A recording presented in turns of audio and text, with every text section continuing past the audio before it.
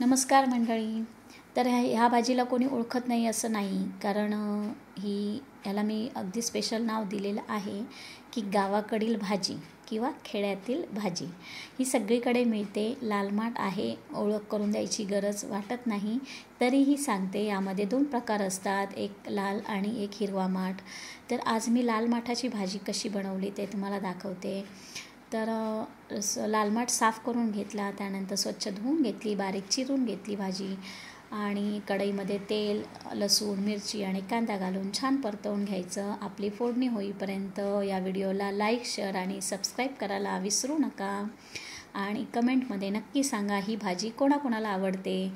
तर आता यामध्ये भाजी घातली, मीठ घालायचे आणि वरतून थोडंसं खोबरं घालून छान भाजी तयार होते आणि झटपट होते आणि चवीलाही खूप छान लागते, रक्तवाढीचं काम करते.